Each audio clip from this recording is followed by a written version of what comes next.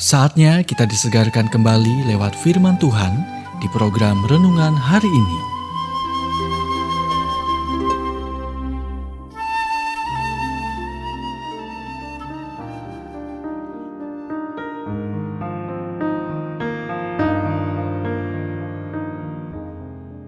Renungan hari ini berjudul Pertempuran untuk Kebangkitan. Nats firman Tuhan diambil dari 1 Korintus 15 ayat 17.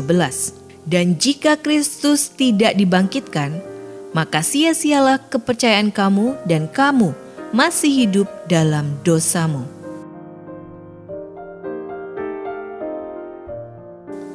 Pada tahun 2013, Fox News melaporkan bahwa latihan dalam buku pelajaran universitas melibatkan instruksi siswa untuk menulis nama Yesus di selembar kertas, meletakkan kertas di lantai dan menginjaknya. Dalam satu kelas Universitas Florida, semua siswa berpartisipasi kecuali satu. Karena cinta dan kesetiaan kepada Yesus, dia tidak akan melakukannya. Ini membawa kita untuk mengajukan pertanyaan berikut. Mengapa ada orang bahkan seorang ateis setuju untuk melakukan hal seperti itu? Jawabannya adalah karena terkadang kita melawan apa yang kita takuti. Ini disebut hidup dalam penyangkalan. Pikirkanlah, kebencian dan dendam biasanya berakhir di kuburan karena orang itu sudah mati dan tidak lagi memiliki kuasa atas kita.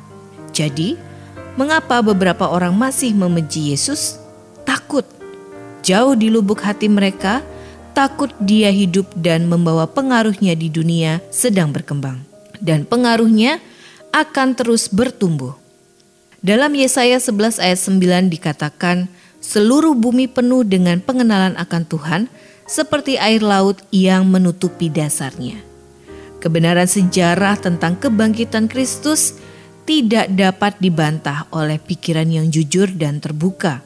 Tetapi bukti terbesar kebangkitannya dapat dilihat dalam kehidupan yang diubah secara radikal. Paulus menulis, tetapi jika Kristus ada di dalam kamu, maka tubuh memang mati karena dosa, tetapi roh adalah kehidupan oleh karena kebenaran. Dan jika roh Dia yang telah membangkitkan Yesus dari antara orang mati, diam di dalam kamu, maka Ia yang telah membangkitkan Kristus Yesus dari antara orang mati akan menghidupkan juga tubuhmu yang fana itu oleh rohnya yang diam di dalam kamu. Penulis lagu Alfred Eckley mengatakannya seperti ini. Anda bertanya kepada saya, bagaimana saya tahu dia hidup? Dia tinggal di dalam hatiku. Yesus mati untuk Anda. Kematian dan kebangkitannya adalah hadiah gratis dari Tuhan untuk keselamatan, tujuan, dan kehidupan kekal Anda. Maukah Anda menerima pemberiannya? Anda membutuhkan Yesus. Yang pertama, Anda memiliki masa lalu. Kitab suci menyatakan dengan jelas semua orang di dunia bersalah atas dosa. Itu termasuk Anda dan saya. Roma 3 ayat 23 mengatakan, karena semua orang telah berbuat dosa dan telah kehilangan kemuliaan Allah. Yang kedua, dosa ada harganya. Roma 6 ayat 23 memberitahu kita, karena upah dosa adalah maut. Upah kerja adalah uang, tetapi upah dosa adalah maut. Kematian berarti perpisahan dari Tuhan untuk selama-lamanya, tapi ada kabar baik. Kristus membayar dosa Anda. Meskipun kita orang berdosa, Kristus sangat mengasihi kita. Dia mati demi kita untuk membayar dosa kita. Akan tetapi Allah telah menunjukkan kasih-Nya kepada kita oleh karena Kristus telah mati untuk kita ketika kita masih berdosa. Roma 5 ayat 8. Yang ketiga, Anda harus percaya. Untuk menjadi seorang Kristen dan memiliki jaminan kehidupan kekal, maka Anda harus sesali dosa Anda dan menaruh iman Anda di dalam Yesus.